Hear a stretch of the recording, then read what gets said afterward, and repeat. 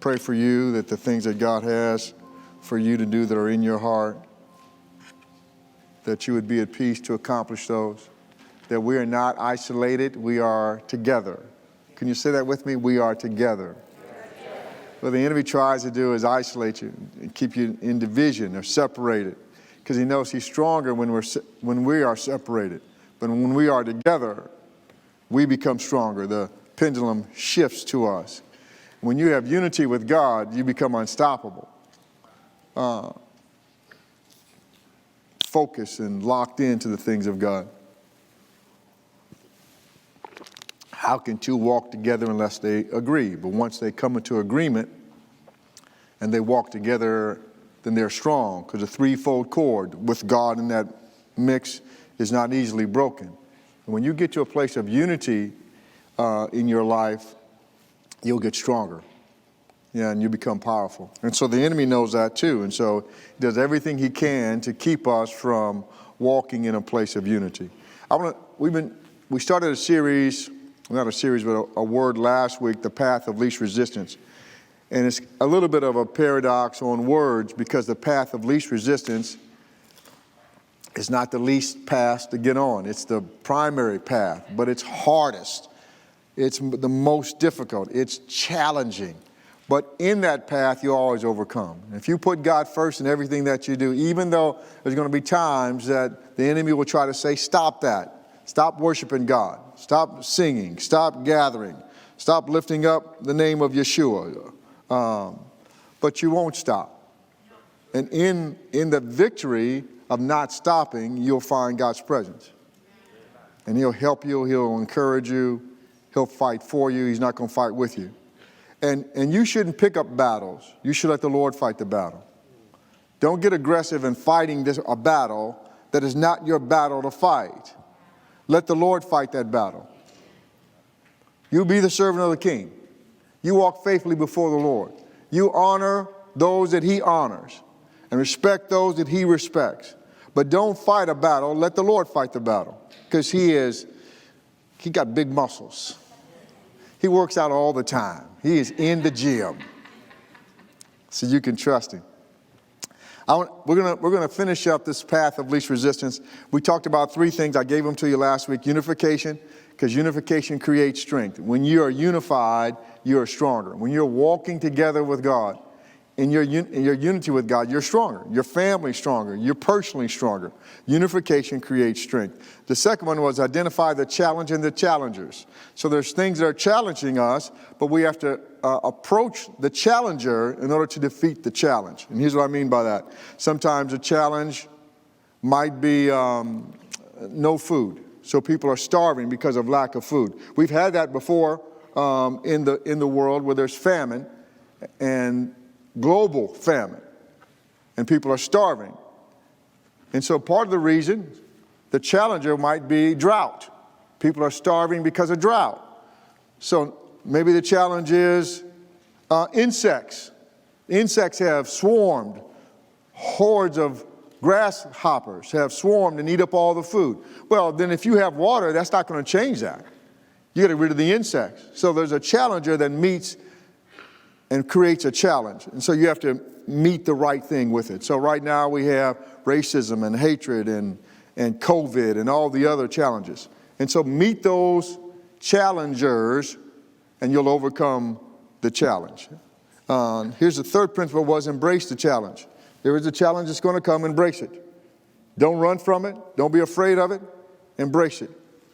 David embraced his responsibility to fight Goliath, and he defeated him. The fourth one was know your enemy. Know your enemy. If you got an enemy in your house, know your enemy. Now, I don't mean your spouse or your kids. I'm talking about an issue or a challenge. Maybe the issue in your house is finances. And so you're struggling financially. You don't have enough money. You better know the challenger. Why am I in this condition? How do I get out of this?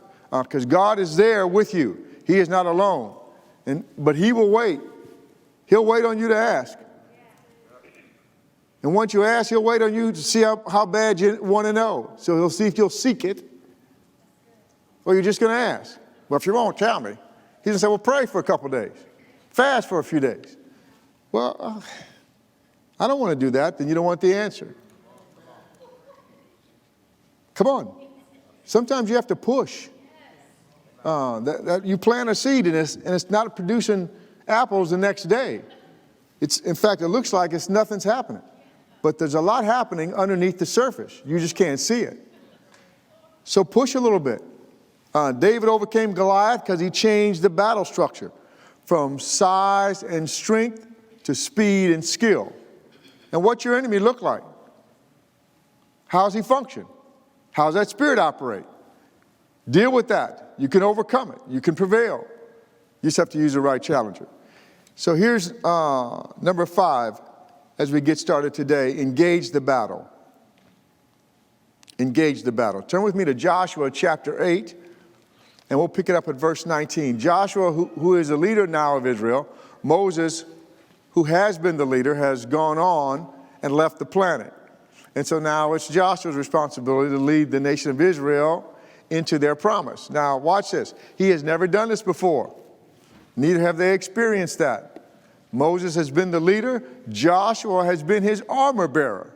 Joshua fought battles, but Joshua has never led them before. And so he's leading. Some of the things he's doing is excellent, and he's getting success. And some of the things he's doing, because he didn't consult God, bring him trials. So he's in this battle, and he's learned. He's growing. Listen, don't expect it to be perfect. You're going to learn and grow too. One of the characteristics of a godly leader is that leader is teachable. You should be teachable. You should always be teaching and learning. If you come to a place where you know everything, you're dead. Or stupid. One of the two. Because you don't know everything. And you should come to the terms and say, teach me, Father. Now, if you allow the Lord to teach you through wisdom, you'll grow and success will follow you. If you have to have the Lord teach you through experience, you'll struggle. But it'll have an enduring lesson. But you may have a limp. You may have issues and challenges. Experience is a hard taskmaster, and it takes the longest. You should take a shortcut. Father, what do you want me to do? How should I do this? Where should I go? What shall I say? And the Lord will give you understanding, and if you follow that, you'll always overcome. So here's Joshua, and Joshua has learned now what not to do by having some bad experiences. And so he sets this plan to defeat Ai, which is a city that they're designed to conquest. There are things that are in your life that God has allowed those to be in your life so that you can set them as a point of conquest, so that you can overcome them. So there may be some poverty or some sickness or some fear or a challenge or a struggle, or you think, I'm getting older, I'm getting younger, whatever the challenge is, God has allowed those and set those challenges so you can overcome them and grow. Can somebody say amen? Amen. So then that challenge is really not against you, it's for you. Why? Because it's designed to help you walk through this and gain this victory.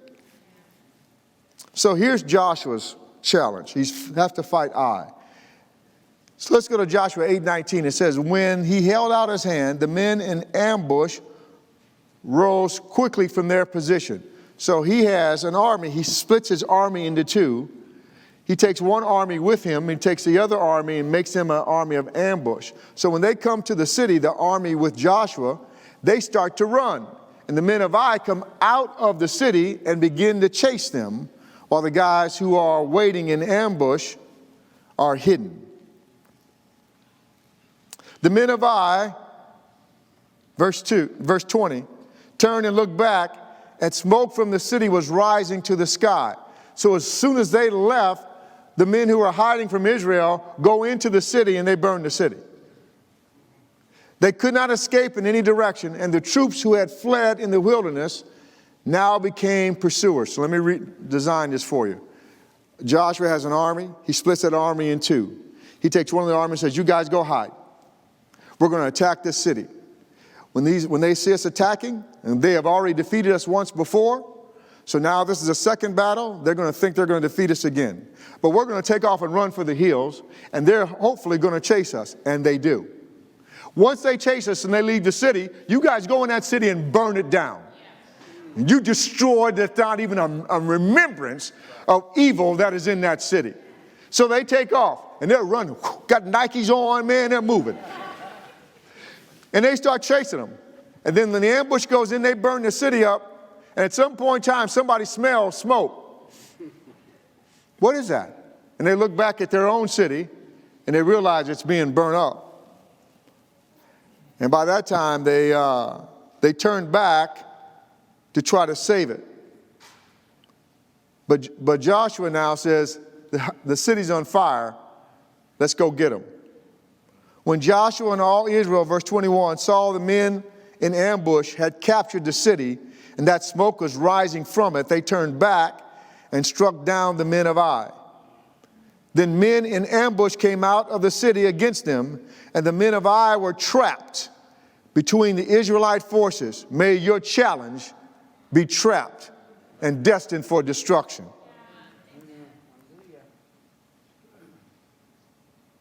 Some on one side and some on the other. They struck them down until no survivor or fugitive remained. But they captured the king of Ai alive and brought him to Joshua. When Israel had finished killing everyone living in Ai who had pursued them into the open country, and when every last one of them had fallen by the sword, all Israel returned to Ai and struck it down with the sword. Watch. The total of those who fell that day, both men and women, was 12,000, all the people of Ai. Somebody say 12,000. Joshua did not draw back his hand that was holding the javelin until all the inhabitants of Ai were completely destroyed. Now here's our challenge. Here's one of your challengers. Is that sometimes in our culture today, we coexist with evil. We don't fight it. It's America. They have a right to lie. No, they don't. They have a right to steal and cheat and manipulate. Oh, it's just pornography. It won't hurt you. Oh, it's just a few drinks. I mean, they weren't that drunk. Are you kidding me? We've got a whole culture that is full of compromise. So we are compromisers. We're not strong, we're not resolute, we're not fixed, we're not firm.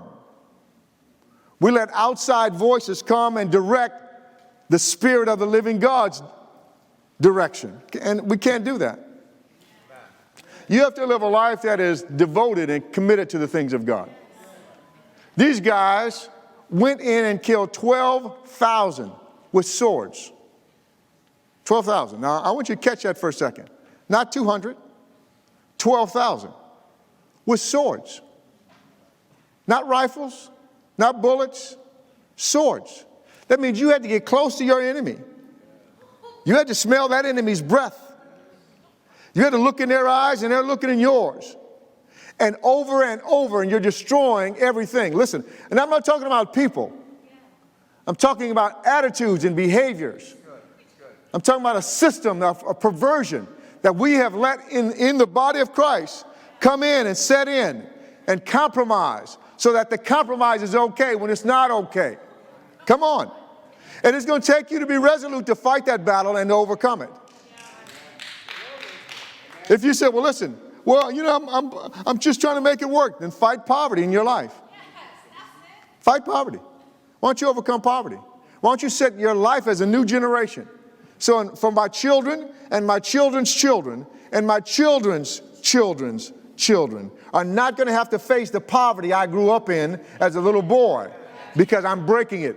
I'm destroying it. I'm not saying that's okay. It's got to go. Come on. And we have gotten comfortable with not engaging our battles. But God's brought a little battle. And he's going to teach us how to overcome. And you will overcome. Because he is with us. So identify your challenges and overcome them. if you don't submit to God in this, then I'll show you what it's going to be like. Turn with me to Judges chapter 16. This, the book of Judges is an incredible book, but it's full of ups and downs. When Israel had a good judge, a good leader, they prospered.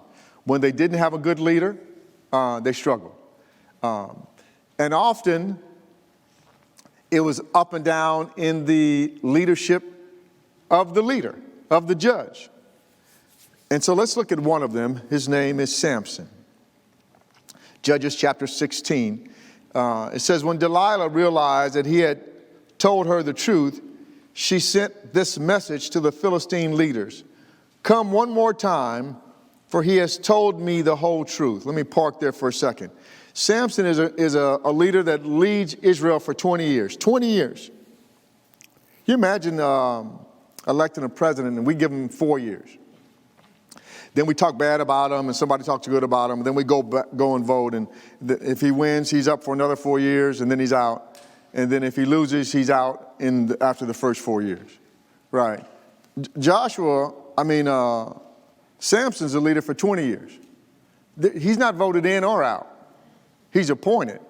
And whether you like him or not doesn't matter. Well, I don't like Samson, so I come against him. Well, you're dead.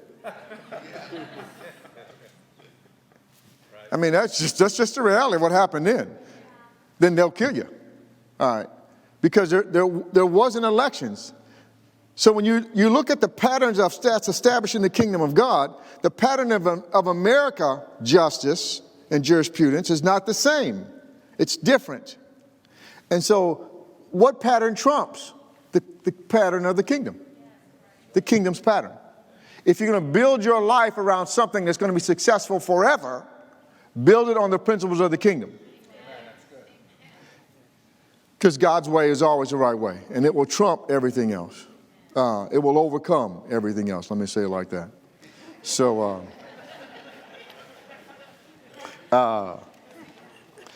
here you have a situation where Samson has an issue. What's his challenge? Well, women. He has an issue with lust. So he sleeps with prostitutes, and he's drawn away from submitting to God.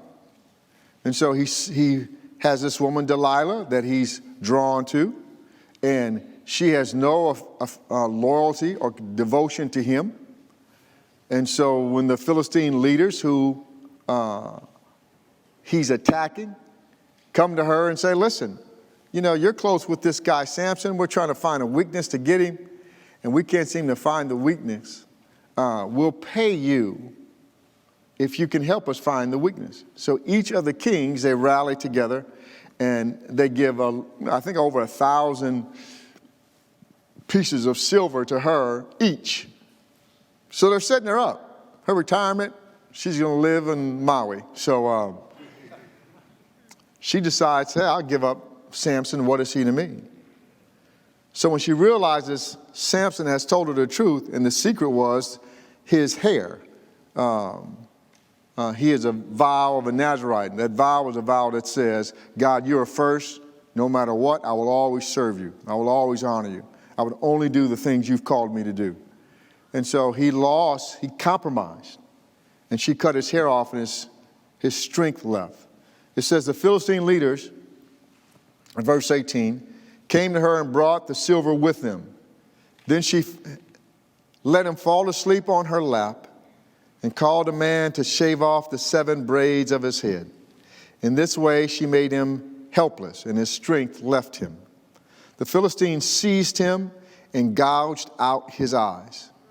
They brought him down to Gaza and bound him with bronze shackles, and he was forced to grind grain in the prison. There's stuff in the Bible that's not PG. So, the scripture is going to tell you what actually happened. Why? Because they're preparing you for the reality of life in humanity. If you think men are cruel, you think about demonic spirits that rule men. And that spirit won't have any mercy when it comes to dealing with humans. Verse 22, it says, but his hair grew. His hair began to grow back after he had shaved it, after it had been shaved. Now the Philistine leaders gathered together to offer a sacrifice to their god Dagon. They rejoiced and said, our God has handed over our enemy Samson to us. Who handed over Samson? Delilah. But who handed over Samson? Samson. Samson handed over Samson. How did he hand himself over? Because he broke his covenant with the living God.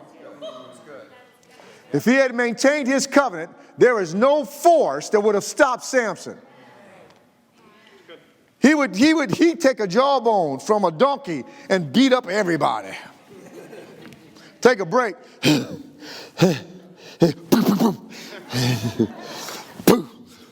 Then get up and do it again. I mean, Samson was a bad boy. And it wasn't like he was Arnold Schwarzenegger during his prime where he was all cut. He was just lean and mean, but just super strong, super crazy strong. And no one could stop him. They would come with weapons, and he would have nothing and defeat them because the anointing of God that was in him. That's it. But when he compromises and tells her the secret of his strength, and she cuts his hair, Samson loses his strength, and he becomes average. They take him and gouge out his eyes, so he loses his vision. And then they put him in shackles and bind him, so he loses his freedom. I'm just telling you. And ultimately, he's going to lose his life. He loses his strength, his vision, his freedom, and his life because he refuses. Watch this, he's a king of Israel. The judge in Israel, a leader for 20 years, because he refuses not to compromise. He refuses to submit to God. But his hair grows back. And that's a whole point. Listen, sometimes when you make mistakes before God, the enemy will beat you with it for the rest of your life. Remember when you were 7 years old and you're like 52? Let that go. God is not recording stuff in your life any longer. The blood of Yeshua has forgiven that, and it is gone. It is washed away. It no longer exists. When Samson's hair began to grow, which was just a natural course, his strength comes back. What is the correlation between a big afro and strength? Covenant. The hair growing back was just a sign of the covenant that he had with God. And when God saw his hair growing, he remembered.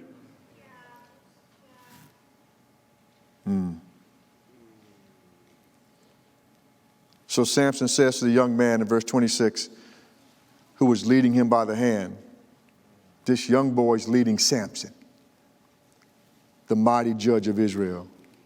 Lead me where I can feel the pillars supporting the temple, so I can lean against them. The temple was full of men and women. About all the leaders of the Philistines were there. And about 3,000 men and women who were watching from the rooftop. Samson entertained them fighting battles in the pit. He called out to the Lord, Lord God, please remember me, strengthen me, just once more. With one act of vengeance, let me pay back the Philistines for my 2 eyes. And Samson took hold of the 2 middle pillars supporting the temple and leaned against them, one on his right hand and the other on his left. Samson said, let me die with the Philistines. He pushed with all his might, and the temple fell on the leaders and all the people in it. And those he killed at his death were more than those he had killed in his life. You know, I'm not saying this is a good way to go. It's not.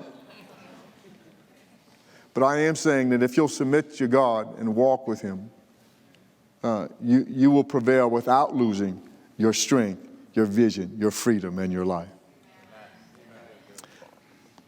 Let's look at number 7, the last one. The path of least resistance causes you to overcome. If you'll submit to God, you will always overcome. If you'll do it God's way, you'll always overcome. I promise you, God will give you a plan, and he has a plan for everything. He has a plan for raising your children. He has a plan for your marriage. He has a plan for your future. He has a plan for your resources. He has a plan. God has a plan, and the enemy will come and fight you with that plan, but God will establish his plan in your life. He is a healer. He's a restorer.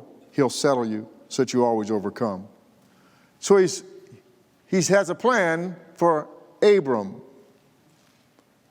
And he meets Abram and he tells him, hey, if you follow me, I'll make your name great. I'll bless those that bless you, and I'll curse him that curses you. And in me, in you shall all the nations of the world be blessed for generations.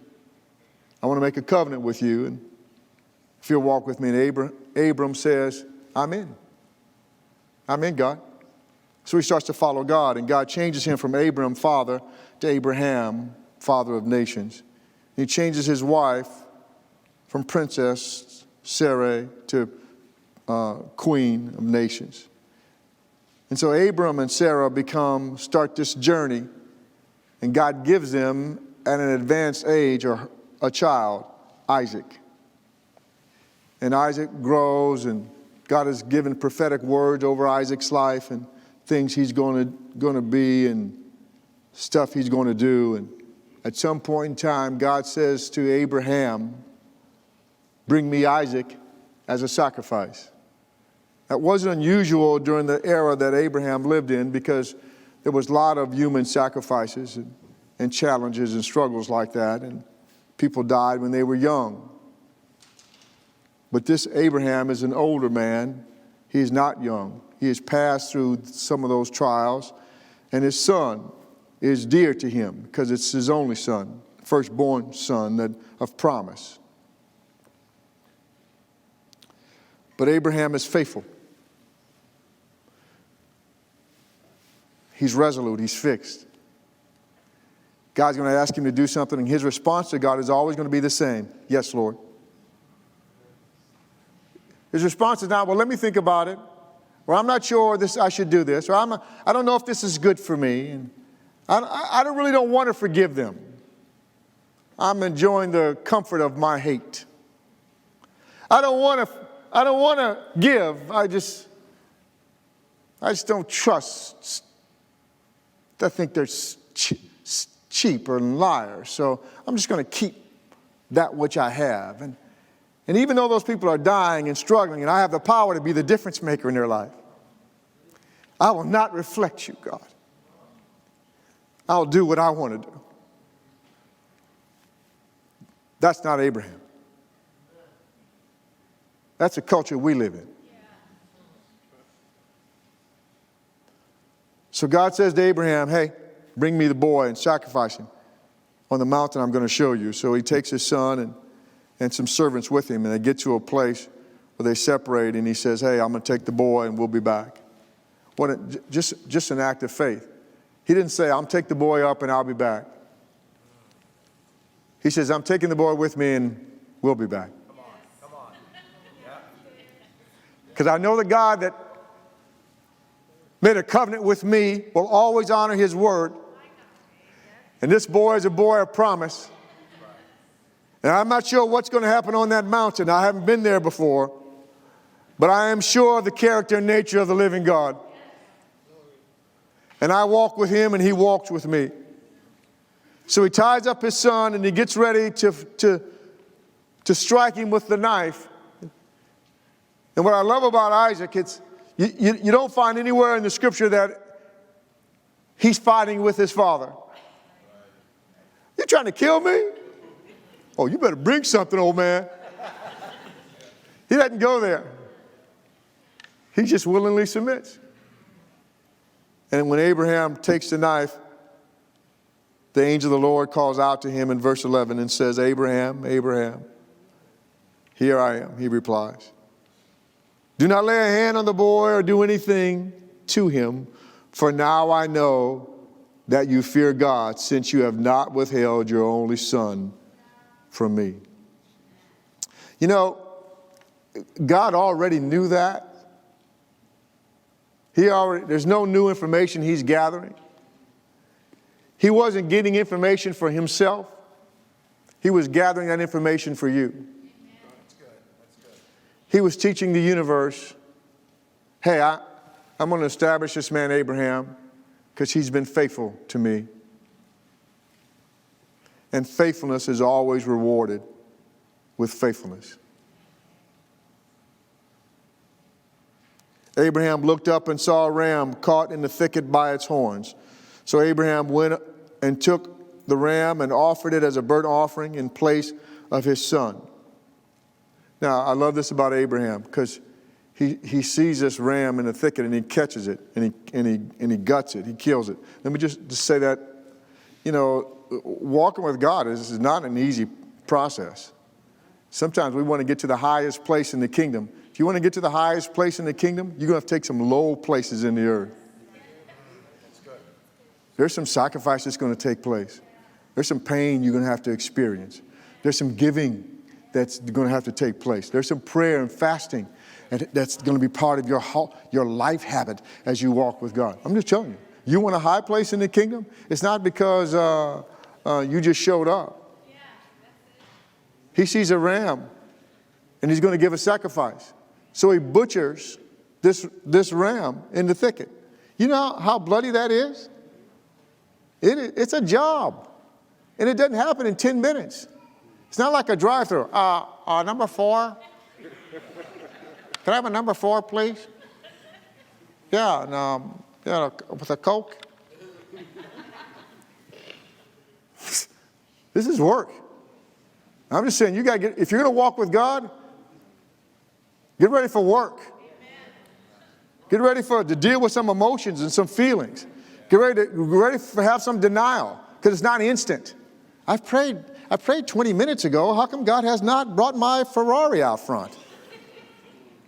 Because he's not giving Ferraris.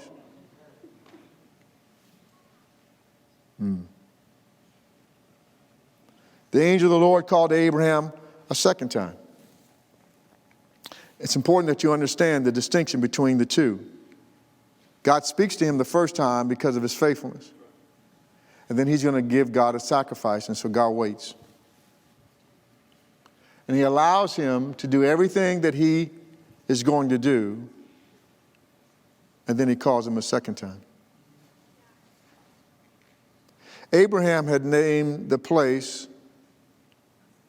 in verse 14, it will be provided on the Lord's mountain, the mountain of the Lord. And let me just park for a second right there and just say there's in your life, it's important for you to mark the big rocks. There are certain big rocks, big things that happen, transitional things that happen, and you should mark the big rocks in your life. Let me give you an example. Let's say I have a bowl. I have a big bowl here, and I have 3 things I have to get in the bowl. I have to get water. I have water, a lot of water, enough water to fill the whole bowl. I have to get that in the bowl. Then I have to get pebbles.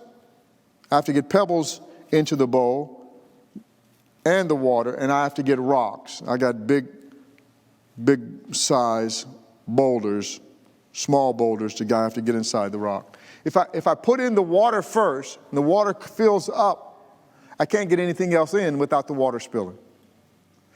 If I put in the pebbles, I can't get the rocks in because the pebbles will have taken the space.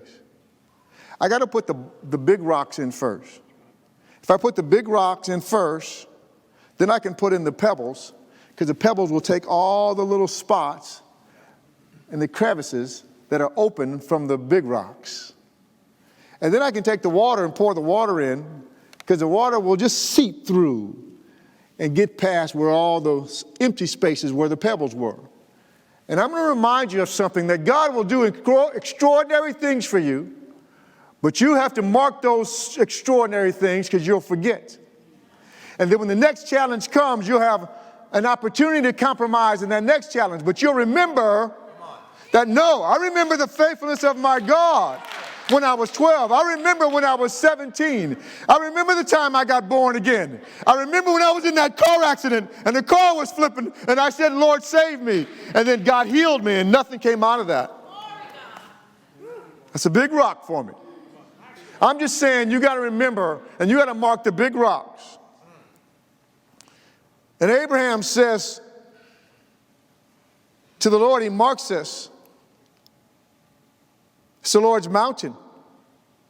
It will be provided on the Lord's mountain. And so when the Lord appears a second time, he's there for business. By myself I have sworn, this is the Lord's declaration. Verse 16, because you have done this thing and have not withheld your only son, I will indeed bless you and make your offspring as numerous as the stars of the sky and the sand on the seashore. Your offspring will possess the city gates of their enemies. Somebody say amen to that, because we are descendants spiritually of Abraham. And all the nations of the earth will be blessed by your offspring because you have obeyed my command. Go on with your bad self. God is able. And he does extraordinary things. And when you walk with him, he will cause you to overcome. So I'm not sure what your challenge is, but you ought to present that challenger before the Lord. Because I said, Lord, I've been struggling. I can't sleep at night. Or it's been difficult. I don't have any resources. Or we're just in a tough place financially. Well, I don't care what the challenge is. He's greater than any challenge you can present to him. And you will overcome any challenger that comes, that shows his face in your house, in your children, in your family, in your household. Come on, in your city, in your nation. Because the Lord is always with us. And when he's with you, you prevail. We've been doing some feeding and giving food out on Fridays, primarily on Fridays. And this past Friday, just a few days ago, I mean, it was like crazy, unbelievable how many cars were there. Typically, we have about 200 or so, about 2 to 250, and I think this time there was 350. I mean, they said, I got a call, Joshua called, because he was here serving, and he said, Dad, pray that the food would last. It is a zoo here. People are everywhere. So we had cars here lined up on the street going down Military Road, backed up behind here. Some people are pretty happy, and some people are not happy at all. You know, they're sitting in their cars and they're trying to get food, but we're giving them food. We're giving the groceries away, and so this Thanksgiving's coming up. Man, you got to be able to host and have some resources for your household, some food to eat, and so we're able to do that. It was a real blessing for the house and for you guys. I appreciate that faithfulness. If you haven't been involved in that, you should. This week, though, because Thanksgiving is Thursday, we'll do it again, but it's going to be on Wednesday. So a lot of that will be prepackaged. You can join in by showing up to serve on Wednesday, or you can give towards it. Give towards it, because we take all those dollars that are dedicated to that, and we feed people that don't have food and resources. This is a way for the body of Christ to touch their heart and draw them into the kingdom by introducing them to the characteristics of the kingdom: giving, loving, serving, caring, right? Sometimes it's what somebody, when they meet that or have that experience for the first time or the second time or this time, it changes their life. Appreciate OCC and those who are online who are giving. Your faithfulness does make a huge difference, and we are honored, and we honor the Lord when we do it. Let's pray. Father, in the name of Yeshua, we thank you for your living word. We know that all things work together for good.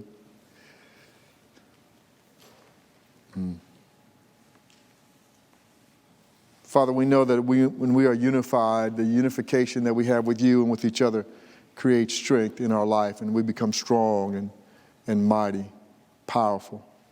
And we can overcome every challenge and all the challengers that come against us, hatred and racism, ignorance and fear. Help us to be wise, Lord, and to embrace the challenge with confidence and with faith so that we can overcome it. And give us wisdom, Father, so that we know our enemy and all the tricks it's going to bring. I pray for greater wisdom than ever before for you, that this is an era where wisdom must be employed. If you don't employ the wisdom of God, then you're going to circle this mountain again and struggle again. But we want that struggle to be over, fear be broken, faith to be established. The comfort that comes from God by His Spirit would be your comfort. And the comfort that comes from natural circumstances, that is certainly temporary, would not be your foundation. But the walk, the living relationship, the walk you have with God would be your foundation.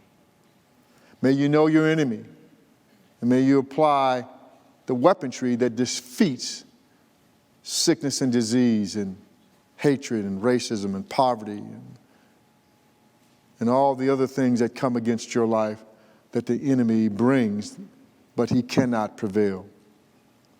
May you engage the battle with wisdom and follow the instructions, the plans that God has given to you so that you know how to win and you do win. May you find in your heart a place where you can submit to God, that you fully are devoted and you're unmovable, that you stop this drifting from place to place and emotion to emotion or thought to thought, but you become resolute and fixed and firm in the things of God. And your submission to God will cause you to overcome. And that in the affairs of your life, you get used to winning. You get used to your kids making it. You get used to getting hired and not fired. You get used to getting the promotion and the raise. You get used to being the difference maker in the lives of somebody else. You get comfortable with joy, the joy of Yeshua, the joy of King Jesus. Because victory is your victory, because Yeshua has won that for you. You overcome.